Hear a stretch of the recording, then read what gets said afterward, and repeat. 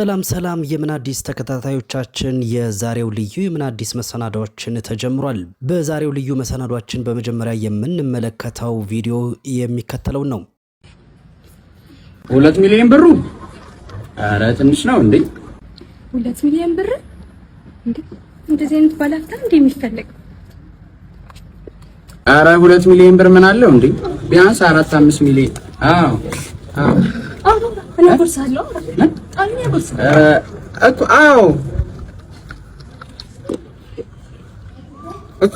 مش 5 مليون بر. ايش عندي مالش يدور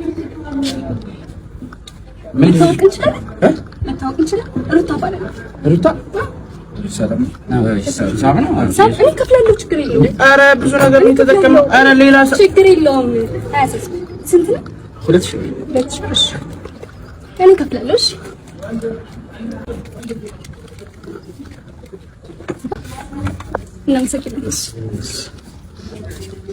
ለምን ሂሳብ ከፈልሽ? ችግር አለው ሌላ ቀን ስልክ እንቀያየርና እንካከሳለን። ችግር የለውም። A few moments later 09 ቁጥር 9 ነው የምትቀርስ ቆየው አይደል? ቆየሽ እኮ ሂሳብ ከፈልን እንጠብቅ። ሂሳብ እኮ እሷ ከፈለችው እኮ ማለት ማለች እሷ ባለቤቴ ነች፣ የልጄ እናት ባለቤቴ ሂሳቡን ከፈለችው እሷ። ሰላም በጣም ደግ ሰው ናት። ለስማ አላቃት እንደዚህ። እሺ በቃ ቴንክ ዩ እግዚአብሔር ይስጥልኝ። ወይኔ የቆጡን ወርድ ላይ የኪሷን ጣለችው። No God please no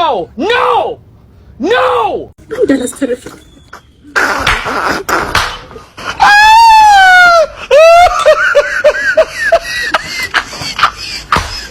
መጨረሻውን ሳታውቁ አትፍረዱ የሚባለው ለዚህ ነው። እስኪ ይሄን ቪዲዮ እስከ መጨረሻው እንከታተለው። ሄሌኒ ፍቅር የኔ ፍቅር ነው ያልሽው? ሳስቺ ነው። ስሚ ከኔ የምትፈልጊው ብሬን ነው። ፍቅርሽን ከድላ ደሃ ፍቅረኛሽ ታገኘዋለሽ። እሺ በቃ ትበሳጭ። እሺ አሁን ሩም እንያዝ ወይስ እንግባ? እስኪ ሩም ስጠን እንዴ። ስማ የሰው ሴት ላይ እንዲፈጠጣል እንዴ? ከሰው ጋር ተመሳሰለብኝ። ማንን መሰለች? ፍቅረኛ። እሷን ነው የምትመስለው? እሷ ነች። ምን? አይ እሷን ነው የምትመስለው። ዛሬ ነው ከፍቅረኛ ጋር የተለያየን። በምን ተለያያችሁ? ገንዘብ የለውም ብላ። ሲኖር ነው ሁሉም የሚወድ። ወጥረህ ስራ። የሀብት ችግር እንኳን የለም። ይሄ ሆቴል የኔ ነው። ታዲያ ከዚህ በላይ ምን ፈለገች? ሀብት እንዳለኝ አልነገርኳት። አይዞህ ወንድሜ፣ አንድ ቀን ፍቅሬን ብላ የምትመጣ አታጣም። እናንተ በፍቅር ብዙ ጊዜ ቆያችሁ እንዴ? ፍቅረኛ አላት። እኔ ደግሞ ከአንድ ሴት ጋር ከአንድ ወር በላይ መቆየት ይደብረኛል። እና እሷ ከኔ የምትፈልገውን ታገኛለች፣ እኔም ደግሞ ከእሷ ጋር ዝናናለሁ። አሁን ቁልፉን ስጠኝ፣ ጊዜ የለኝም። መልካም ጊዜ። እንሂድ። ሂድ አንተ፣ እኔ መጣሁ። ፍቅር ይሄ ሁሉ ነገር እንዳለ ለምን አሻኝ? ሂጂ፣ እየጠበቀሽ ነው።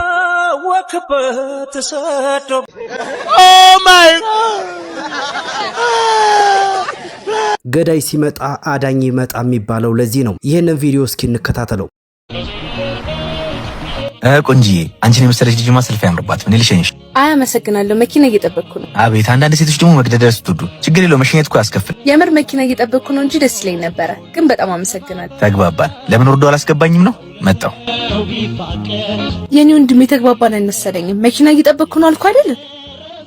የኔ ወንድም ካላስቸገርኩ የምትሄድበት ድረስ ትንሽ ብሸኝ። ስተኝ ፋራ ማሰልኩ እንዴ? ደግሞ በዚህ መጣችሁ? በዚህ ላይ ወጣት ነሽ። ዱብ ዱብ ብለሽ ወደ ስራ ግቢ።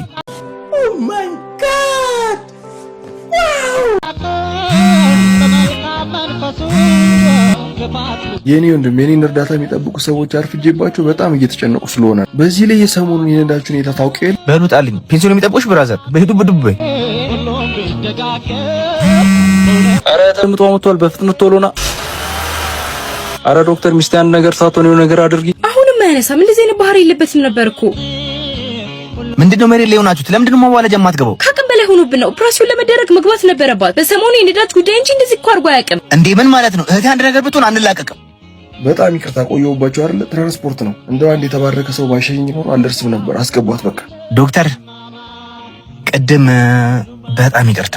መጽሐፍን በሽፋኑ አይታችሁ አትፍረዱ የሚባለው በዕለት ተዕለት ህይወታችን እንደሚገጥመን ይህ ቪዲዮ ሁነኛ ምስክር ነው። እስኪ እንከታተለው። ምን ልታዘዝ?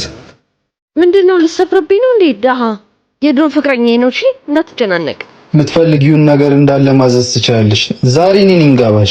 የደሃ ቅንጡ ያፋጫል በቂጡ አሉ። ባለቤቱን ስፔሻል አምጣልኝ። እሺ መልካም ቆይታ። የኔ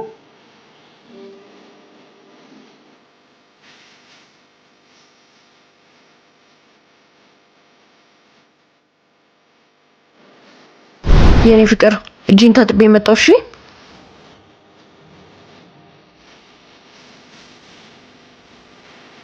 ምን ነው ስትመኪበት የነበረው ብር ጠፋ እንዴ? አንተ መሄድ ትችላለህ። አንቺ ግን የተጠቀምሽበት ሂሳብ እስኪሞላ ድረስ ዛሬ ከኛ ጋር ትሰሪያለሽ።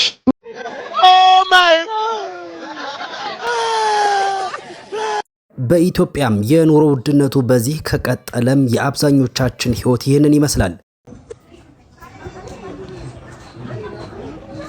እንዴ ዳኒ እኔ አባት እንዴ ነሽ? ከሪሙ ሁሉ ሰላም? እንዴ ነው? እንዴ ነሽ? ሁሉ ሰላም አለውልሽ። እንዴ ምን ሆነሽ ነው? ምንድነው አለባብስሽ? እንዴ ምን ሆነ? ወይኔ አንተ ምን ሆነሽ ነው? ሱፍ የለበስኩ እኮ መስሎኝ ነበር። ሱፍ የለበስኩ መስሎኝ እንዴ? እንደዚህ ለብሰህ ቆይ ወዴት ነው? ወደ ስራ ረፍዶብኛል። በእናትህ ስራ ተባረርኩ አላልክም እንዴ? ስራ ተባረርኩ አላልክም እንዴ? ወይኔ ለካ ተባረር በጣም ነው የማመሰግነው። አተረፍከኝ እንደዚህ ለብሼ እንዴ።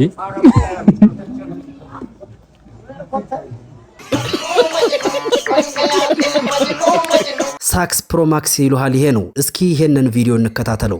እኔ ድሌ ጠምም ያለ ጠማማ ነው። እኔ ስንዴውኝ አሜሪካ ብገባ ፓስታ አድርጎኝ በእርዳታ ወደ ኢትዮጵያ መለስ ነበር። እኔ ጥጦኝ ካናዳ ብገባ እኮ ቲሸርት አድርጎኝ 2 አመት ለብሶኝ ቦንዳ ነው ብሎ ይመልሱኛል። ጋሽ አታ አንድ ተኩል ቁረጥለት እንጂ ምንድነው? ጋሽ እኔ ብርቱካን ቦን እያልኩት ነው። ልጣጩ ነኝ። እኔ ምስር ቦን ከቆሻሻ ጋር አብረው ነበር የሚለቅ። እጣም ቦን አልጨስም። እኔ እንጀራ ቦን ባለቤቶቹ ደፍተውኝ ውሻ ነበር የሚበላኝ። ጋሽ አሁን በእናትህ አትልቅስ። ከዚህ በፊት ስራ ሰርተህ ታውቃለህ? እኔ ያልሰራሁት ስራ የለም፣ ግን እድል የለኝም እያልኩት ነው። እኔ ሹፍርና ተቀጠርኩ። ከዛ ሰው የሆነ ቦታ እንሂድ ብሎ ለነዳ ስል ከኋላ ተቀመጠ። ለምን ስለው እኔ ነኝ የምነዳው፣ የተቀጠርኩት እኮ እኔ ነኝ። በቃ እሱን ተውኩና ደግሞ መቃብር ቁፋራ ጀመርኩ። ከዛ ደስ ብሎኝ የመጀመሪያ ቁፋሮ ላካሄድ ስል ተደወለ። ሳነሳው በቃ እንዳቆፍር ሬሳው ተነስቷል አይሉኝም ጋሽ። የሚገርም ነው። መጀመሪያም አልሞተም ነበር ማለት ነው። አልሞተም ጋሽ። ደግሞ እሱን ተውኩትና ደግሞ ወፍጮ ቤት ጀመርኩ። ነፊ ነው ብሎ አስገቡኝ። ከዛ ወንፊቴን አንስቼ ልነፋ ስል አምጦ ብሎ ተቀበለኝና ወንፊቱ ሰፌድ ሰጠኝ። ምንድነው ስለው አንተ አትነፋም አበጥራል።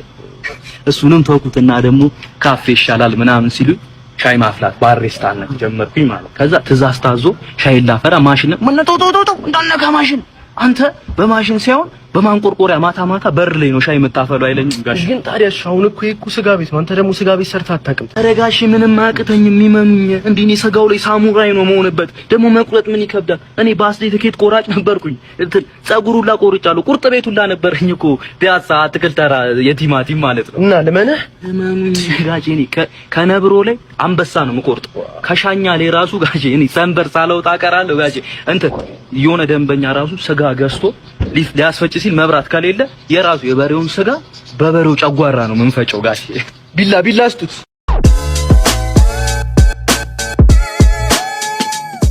ደርሻለሁ። መጣሁ። አውች በስመ አብ ያምካል እንደ አይንካይ። ኧረ ያያል። በጣም ታምሪያለሽ። ለከፋ መሆኑ ስራ ፈታው ደንዳይ እንዴ ሞባይሏ የኔ ቆንጆ ቆየራ የኔ ቆንጆ ሂድና ቆንጆውን ፈልግ። ዘናጭ መናጢ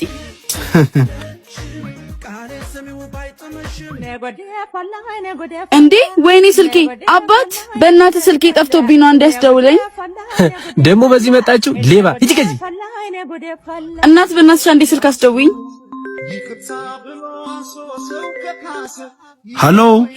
ሄሎ እባክህን የኔ ወንድም እባክህን ስልክ ውስጥ ብዙ ነገር መሰራበት ነው። የኔ እባክህን የኔ ማናልሽ? የኔ ጌታ ካንቺ እንደዚህ አይነት የፍቅር ቃላት አይጠበቅም።